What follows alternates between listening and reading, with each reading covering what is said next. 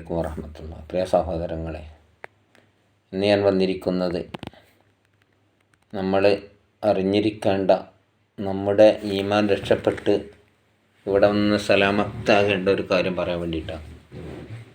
മുമ്പ് മരങ്ങളിടയിൽ കൂടെ മനുഷ്യന്മാരിങ്ങനെ പോവുകയാണ്, മഴയായിട്ട് പോവുക. അപ്പോൾ ഒരു മരം മറ്റൊരു മരത്തിനോട് പറഞ്ഞു, ഈ ഭാഗത്ത് കൂടെ മഴുവായിട്ട് ഇരുമ്പായിട്ട് വരുന്നുണ്ട് എന്ന് പറഞ്ഞു. നമ്മളെ മുറിക്കാനാണെന്നാണ് തോന്നുന്നത് എന്ന് പറഞ്ഞു. അപ്പം മറ്റ് തൊട്ടടുത്തുള്ള മരം പിന്നെ പറയണേ, അത് നമ്മളെ കൂട്ടത്തിൽപ്പെട്ട ആരെങ്കിലും അതിലുണ്ടോയെന്ന് നോക്കുമെന്ന്.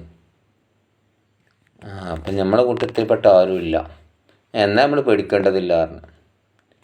പിന്നെ ഒരിക്കൽ പറഞ്ഞു, എന്ത് ഇതേപോലെ പറഞ്ഞു. അപ്പോഴും പറഞ്ഞു നമ്മളെ കൂട്ടത്തിൽപ്പെട്ട ആരെങ്കിലും ഉണ്ടോയെന്ന് നോക്കുകയാണ്. അപ്പം പറഞ്ഞു നമ്മളെ കൂട്ടത്തിൽപ്പെട്ട ആളുണ്ട് എന്ന്. പറഞ്ഞാൽ ആദ്യം മഴു തായ് ഇല്ലാതെ കൊണ്ടായിരുന്നത്. അപ്പം മരത്തിനോട് പറഞ്ഞു തായില്ലാത്ത നമ്മളെ കൂട്ടത്തിൽപ്പെട്ട മരത്തിൻ്റെ തായ് ഇല്ലല്ലോ. രണ്ടാമത് കൊണ്ടുപോയപ്പോൾ എന്താണ് കൊണ്ടുവന്നപ്പം തായ് ഉണ്ട്. അപ്പം എന്നാൽ ഉറപ്പിക്കുക നമ്മൾ അന്ത്യം എടുത്തിട്ടുണ്ട് എന്ന്. ഞാനിത് പറഞ്ഞു തന്നത്, നമ്മളൊക്കെ സുന്നികളാണ്, മുസ്ലിമീങ്ങളാണ്. ഇവിടെ AP, EK, സംസ്ഥാന, ദക്ഷിണ അങ്ങനെയൊക്കെ ഓരോ പേരിട്ടിട്ടുണ്ടെങ്കിലും നമ്മളൊക്കെ എന്താണ് അഖീദയിൽ ഇമാം അബു ഹസൻ അൽ അശ്ശരിയും അല്ലെങ്കിൽ അബു മൻസൂർ അൽ മാത്തുരിദി എന്നതുപോലെ തന്നെ മദ്ഹബിൽ നാലാലൊരു മദ്ഹബ് അംഗീകരിക്കുന്ന ആളുകൾ, അഷാഫി, അൽ ഹനഫി, അൽ ഹംബലി, അൽ മാലിക്കി. നമ്മൾ എന്തിനാണ് ഇപ്പോൾ ഇത് അംഗീകരിക്കുന്നത്? ഖുർആനിൽ ഹദീസിക്കും നേരിട്ടാണ് മടങ്ങിയാൽ പോരെ. ഇങ്ങനെ ചോദിക്കുന്ന ആൾക്കാരുണ്ടല്ലോ. എന്നാൽ ഇങ്ങനെ ചോദിക്കുന്ന ആളുകളൊരു കാര്യം മനസ്സിലാക്കണം, ഇവർക്ക് ഗവേഷണ യോഗ്യർ ആവണമെങ്കിൽ കുറേ നിബന്ധന ഉണ്ട്. ലക്ഷക്കണക്കിന് ഹദീസുകൾ മനപ്പാടുള്ള ആളായിരുന്നു അവർ. അപ്പോൾ ഇന്ന് നമ്മൾ ലോകത്ത് മുഴുവനും തിരഞ്ഞാൽ സഹിയായ 1,00,000 ഹദീസ് പോലും നമുക്ക് ഒരുമിച്ച് കൂട്ടാൻ കഴിയൂല. എന്നാൽ 10,00,000 ഹദീസ് ഇമാം ദാറുൽ ഹിജ്റ എന്ന് പറയുന്ന ഇമാം മാലിക് റളിയല്ലാഹു അൻഹു 10,00,000 ഹദീസുകൾ മനപ്പാടുണ്ടെന്ന് പറഞ്ഞത്. എന്നാൽ ഇപ്പോൾ ആ ഹദീസൊക്കെ കൂടെ അതൊക്കെ അവർ മരിക്കലോട് കൂടെ അതോടുകൂടെ പോയി. പക്ഷേ ഈ ഹദീസുകളിൽ നിന്നൊക്കെയാണ് അവരിവിടെ മതവിധികൾ കണ്ടെത്തിയത്. ഖുർആനിലുണ്ടോ ഹദീസിലുണ്ടോ എന്ന് ചോദിക്കുന്നവരോട്, ഖുർആനിലും ഹദീസിലും നമ്മൾ കണ്ടിട്ടില്ല എന്നുള്ള നിലക്ക് അത് ഖുർആനില്ലാന്ന് വിശ്വസിക്കാൻ പറ്റും. ഇവിടെ ഖിയാമത്ത് നാൾ വരെയുള്ള അതിൻ്റെ വിധി ഇവിടെ ക്രമങ്ങൾ പ്രകാരം ഇവിടെ ക്രോഡീകരിച്ച് വെച്ചിട്ടുണ്ട്. അത് നമ്മൾ മനസ്സിലാക്കേണ്ടത്. അങ്ങനെ എന്ത് ചെയ്തു, ഈ നാലാലൊരു മദ്ഹബ് അംഗീകരിക്കാത്ത ഇപ്പം ഇമാം ബുഖാരി, ഇമാം മുസ്ലിം, സിഹാബ് സിത്തൻ്റെ ഇമാമുകൾ, ഈ സിഹാബ് സിത്തൻ്റെ എന്ന് പറഞ്ഞാൽ സഹിയായ 6 ഹദീസിൻ്റെ ഗ്രന്ഥങ്ങളുണ്ട്. ബുഖാരി, മുസ്ലിം, തിർമിദി, ഇബ്നു മാജ, അങ്ങനെ 6 എണ്ണപ്പെടുന്ന 6 ഗ്രന്ഥങ്ങൾ. ഇതിൻ്റെയൊക്കെ ഇമാമികൾ ഇവരൊക്കെ എന്താണ് മദ്ഹബ് അംഗീകരിച്ചവരാണ്. അവർക്ക് ഇവർ മുഹദ്ദിസീങ്ങളാണ്, ഹദീസ് ക്രോഡീകരിച്ചവർ. ഇവർ പോലും അവരെ പേരിൻ്റെ കൂടെ അഷാഫി, അൽ ഹനഫി, അൽ ഹംബലി, അൽ മാലിക്കി നാലാലൊരു പേരില്ലാത്തവരില്ല. അപ്പോൾ ഈ ഒരു മദ്ഹബ് അംഗീകരിച്ചുകൊണ്ട് ജീവിക്കുന്നവരാണ് അവരൊക്കെ. അപ്പോൾ നമ്മൾ സുന്നികൾ ഇതിൽ ഈ ഏതെങ്കിലും ഒരു മദ്ഹബ് അംഗീകരിക്കുന്നവരോ ഈ ഏതെങ്കിലും ഒരു ഈ തരീഖത്തിൽ അശ്അരിയോ മാതുരിദിയോ ഏതെങ്കിലും ഒന്നായിരിക്കും. പിന്നെ പുതിയ ഒരു തരീഖത്ത് നമ്മൾ സ്വീകരിച്ചെങ്കിലേ ഏതെങ്കിലും ഒരു മുറബിയ ഷേഖിനെ നമ്മൾ കണ്ടുപിടിച്ചുകൊണ്ട് അവരെ ബയ്യത്ത് ചെയ്തെങ്കിലേ നമ്മളിവിടെ ഇസ്ലാം ആവുള്ളൂ, മുസ്ലിമായി മരിക്കാൻ കഴിയുള്ളൂ, കലിമയല്ലി മരിക്കാൻ കഴിയുള്ളൂ എന്ന് പറയുന്ന കള്ളത്തരീഖത്തിൻ്റെ ആൾക്കാരുണ്ട്. നമ്മളെ ഉസ്താദ്മാരെങ്ങനെ കാണിച്ചു തന്നോ ആ പാരമ്പര്യത്തിലൂടെ അങ്ങനെ ജീവിച്ചു പോയാൽ മതി നമ്മുടെ വിശ്വാസം. എന്നാൽ ഇവരതല്ല.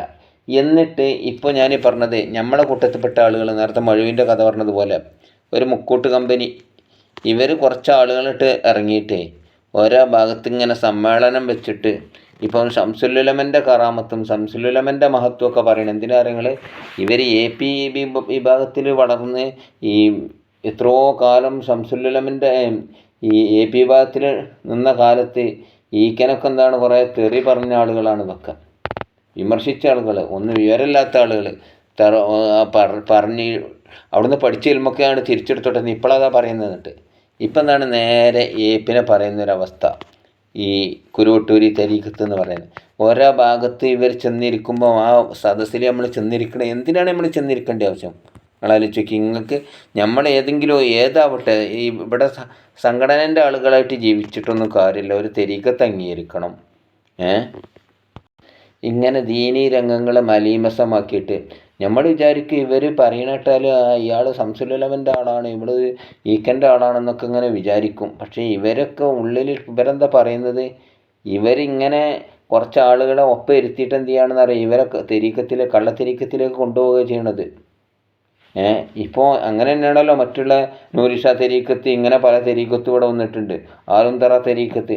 എന്നാൽ വഹാബികൾ ഇതൊക്കെ സുന്നികൾ 10ഉം 20ഉം സംഘടനയുടെ സമസ്തയിലാണ് ഈ തെരീക്കത്തിലേക്കാണ്, തീജാനി എന്നതുപോലെ ആലുന്തറ തെരീക്കത്ത് ഇങ്ങനെ പറഞ്ഞിട്ടിട്ട് എണ്ണും. എന്നാലും ഇവിടെ സമസ്ത രൂപീകരിച്ചത് തന്നെ എന്തിനാണ്, വഹാബിസത്തിനെയും കള്ളത്തെരീക്കത്തിനെയൊക്കെ ഈ നിർമ്മാർജ്ജനം ചെയ്യണം.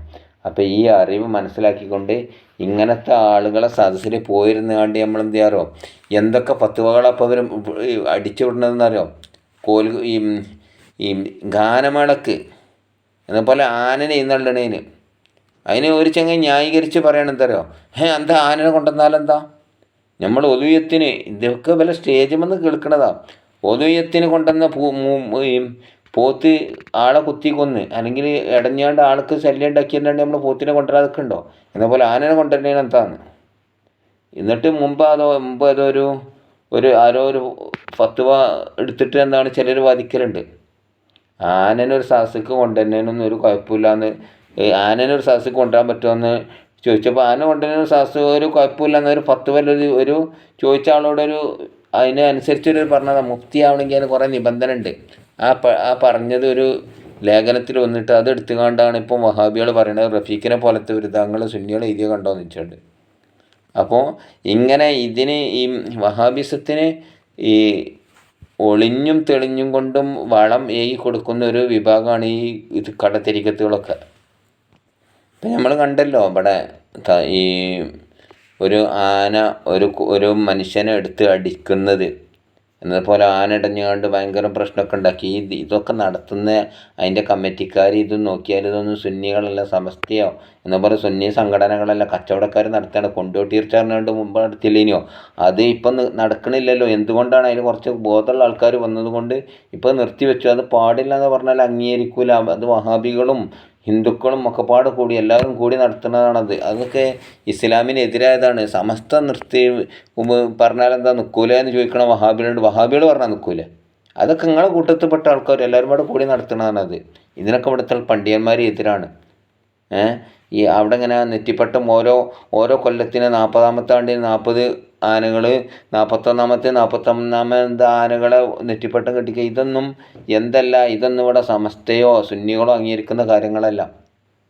ഇതിനൊക്കെ വിമർശിക്കാൻ വേണ്ടിയിട്ടാണ് ഈ സംഘടന രൂപീകരിച്ചതെന്ന് പറഞ്ഞുകൊണ്ട് ഞാൻ ദീർഘമായി പോകുന്നു വിചാരിച്ചുകൊണ്ട് നിർത്തുകയാണ്. എൻ്റെ ചാനൽ ആദ്യമായിട്ടാണ് കാണുന്നതെങ്കിൽ സബ്സ്ക്രൈബ് ചെയ്യുക, നിങ്ങൾ വിലപ്പെട്ട അഭിപ്രായങ്ങൾ അറിയിക്കുക എന്ന് പറഞ്ഞു നിർത്തുന്നു. അസ്സലാമു അലൈക്കും.